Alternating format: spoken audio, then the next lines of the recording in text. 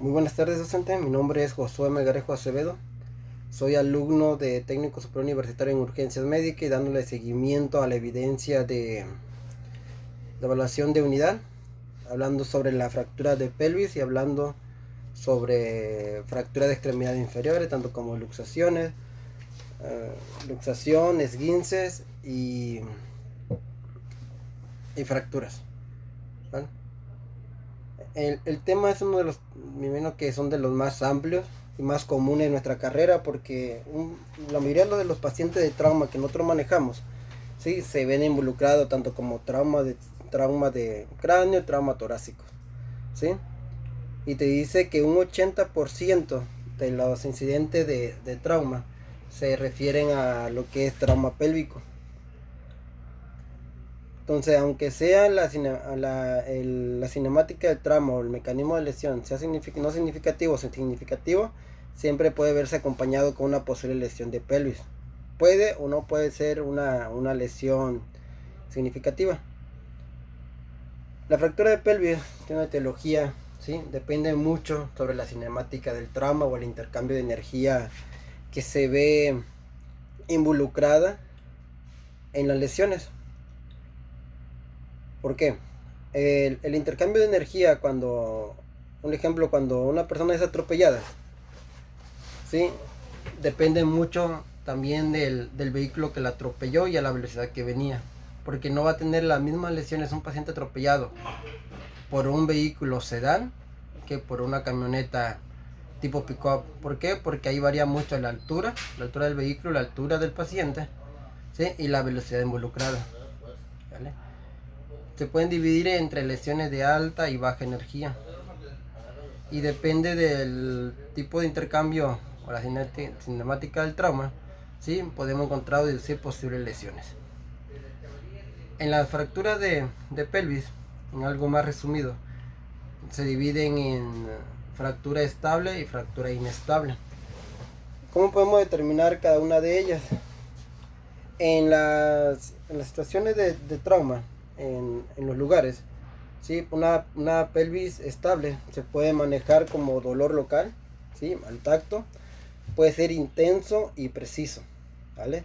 Que si yo le toco la zona ilíaca, zona del sacro, ¿sí? Podemos decir que va a ser un dolor incapacitante, ¿sí? Que podemos encontrar crepitación ósea, fractura del ala ilíaca, de la fractura del ala ilíaca. Podemos ver inflamación, impotencia funcional relativa que puede imposibilitar los movimientos, ¿sí? Y meteorismo, ¿sale? A veces cuando hacemos una evaluación de si tiene una fractura de pelvis, podemos decir que tiene una fractura de libro abierto, una fractura de libro cerrado. En la actualidad, creo que a veces las situaciones de emergencias en las calles, porque siempre son en lugares concurridas, ¿sí? En el lugar no podemos hacer una evaluación adecuada, aunque querramos. ¿Por qué? Porque la situación del tráfico, bueno, en mi caso, en mi zona, nosotros siempre llegamos primero y nunca llega a lo que es tránsito para que nos apoyen con lo del tráfico intenso. Siguen pasando los carros, las personas siguen ahí agrediendo o diciendo cosas verbales, riesgo latentes de parte del personal. Y como tampoco no hay policía municipales aquí donde estamos, es pura Secretaría de la Defensa o Gendarmería, pues no tenemos una seguridad pública como tal, ¿sí? Eso hace que nuestra evaluación sea un poco más rápida por la situación de riesgo. Cuando nosotros determinamos lo que es por clínica, una fractura de pelo inestable, podemos ver lesiones o, ¿cómo le puedo decir? O resultados que pueden poner en peligro la vida. Como que podemos encontrar lo que es hipotensión, ¿sí? En ausencia de hemorragia activa en tórax, abdomen o extremidades, sugiere la presencia de un sangrado retroperitoneal asociada a una fractura de pelvis. Podemos encontrar una equimosis marcada, ¿sí? En la zona de la lesión. Las fracturas de pelvis, ¿sí? Son de las más que ponen en peligro la vida. ¿Por qué? Porque en la zona pélvica puede acumular hasta mayor de 2000 mililitros de sangre, que en clasificación de hemorragia en trauma sería una hemorragia clasificación 3 a 4, ¿sí? Que en su decisión se necesitaría lo que era una dirección de un soporte vital avanzado, con reanimación en promedio líquido y manejo de la vía aérea avanzada, ¿vale? Por el estado mental alterado o el deterioro neurológico. Hay diversos dispositivos que se utiliza para el manejo de las fracturas pélvicas en atención prehospitalaria. Tenemos lo que son los dispositivos improvisados, es con lo que podemos utilizarlo con medios de fortuna, lo que podemos encontrar en el lugar. Pero nosotros como atención prehospitalaria tenemos dispositivos hechos, funcionales, ¿sí? Fabricados para un simple fin. Aquí tenemos lo que es un sujetador pélvico, que en esta no tengo monitor, ¿sale?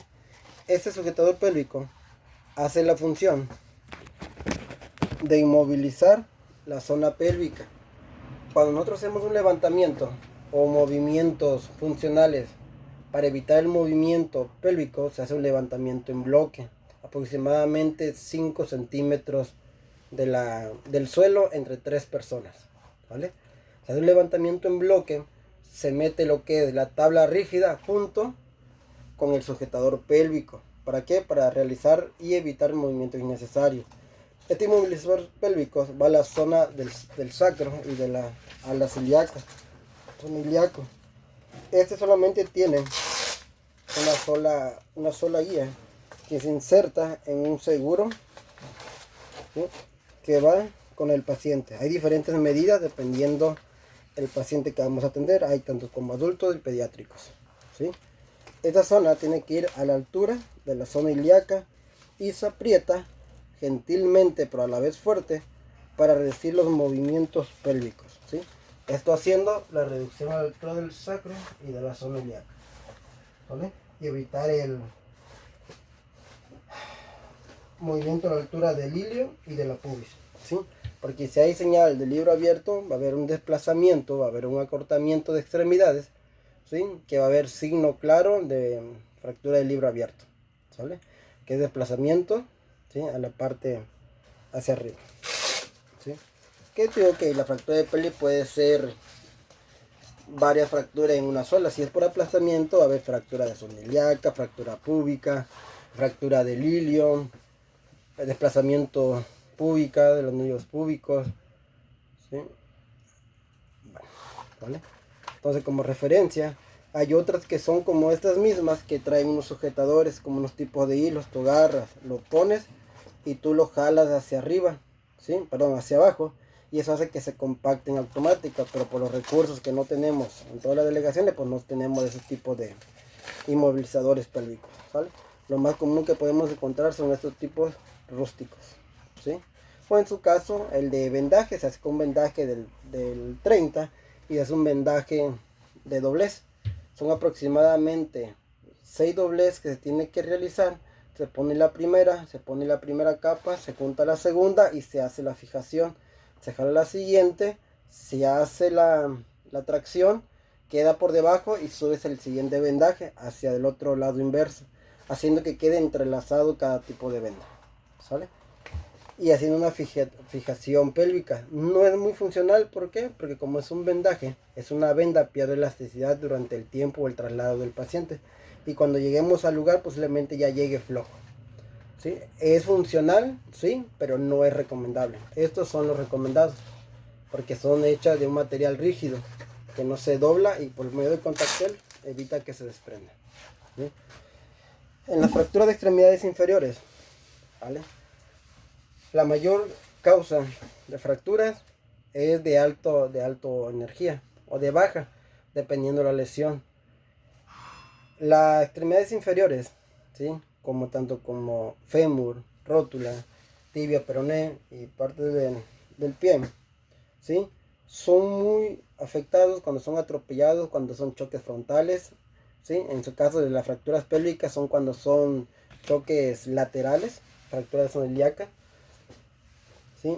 Cuando se hace un intercambio brusco de energía, como un ejemplo como el síndrome de Don Juan, cuando un paciente se tira a una altura mayor de 2 metros, cae parado, ¿sí? Y al caer parado, La energía que trasciende negativa del suelo hacia arriba se pasa por las extremidades, y la fuerza que va del cuerpo hacia abajo, ¿sí?, se conecta con la energía negativa, con la positiva, y donde se encuentra, hacen la intercambio de energía y provocan lo que es una lesión en la extremidad o la extremidad inferior. Sí, hay que recordar que una fractura es la pérdida de la continuidad ósea, ¿vale? Tanto como para pelo y cualquier cosa que sea del sistema óseo. Sí, podemos encontrar diversos tipos de fracturas. Las más comunes que podemos encontrar es la comminuta, en cuando son choques por aplastamiento, las transversas, ¿sí?, la tallo verde, las comminutas, ¿sí?, las más comunes. La evaluación igual, al poder determinar cuál es la situación de la extremidad inferior, hay que determinar si su pulso se encuentra adecuado, los pulsos distales, la pupitio, la pedium, ¿sí?, cómo se encuentra el movimiento motor, cómo se encuentra la sensibilidad, ¿sí?, que también se le denomina como el PMS, pulso motor sensibilidad. Hay diferentes tipos de instrumentos o de férulas que se utilizan para el manejo de las fracturas. Como aquí tenemos un juego completo, ¿vale? Un juego completo. Tiene tanto como para hueso largo como hueso corto. Pues tenemos una que se caracteriza, ¿sí?, por para hueso largo, pero en forma de bota, ¿sí? Estas son dispositivos fabricados para la atención del paciente con una lesión en la extremidad inferior. También hay que recordar, ¿sí?, en referencia del HTLS, que las lesiones musculoesqueléticas que van acompañadas con lesiones óseas, ¿sí?, el 80% no son mortales. Pueden ser aparatosas, pero no mortales, ¿sí? Y un 20% de ellas sí son mortales porque sale afectado grandes vasos como la femoral, ¿sí?, que pueden desangrarse a un paciente entre 5 a 7 minutos, ¿vale? Pero bueno, pues eso sería otro tema. Las extremidades inferiores, se dice que se tiene que hacer la maniobra entre dos respondientes. La inmovilización tiene que quedar después de cada articulación, quiere decir que la rótula tiene que quedar por debajo y después de la férula, y el tobillo tiene que estar sujetado, ¿sí?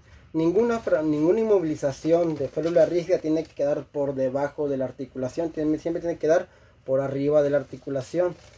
Tiene que ser, en caso que sea necesario, hacer una pequeña tracción manual. ¿Para qué? Para alinearlo. Ninguna férula rígida, o bueno, ningún tipo de férula se tiene que poner si no, la extremidad no se encuentra en una posición anatómica. Hay otros dispositivos, cuando es una fractura de hueso larga, podemos utilizar lo que es una férula de tracción. La más común que usamos por acá es una férula Drager, porque no la tengo en la mano porque anda la unidad fuera, ¿sí? Que la que hace es para hacer lo que es la tracción, ¿sí? Creo que las lesiones más comunes en el paciente de trauma son cuando hace el efecto de abajo por abajo, ¿sí?, cuando el paciente se va en un choque, se va hacia abajo porque no trae el cinturón de seguridad, ¿sí?, y impacta contra los pedales, contra el tablero o parte de la parte de la base del carro, ¿vale? Pues bueno, es una explicación rápida. Yo no tengo monitoreo porque mi compañero anda afuera. Esperemos que le funcione para algo, ¿sí? Pues muchas gracias y se le agradece.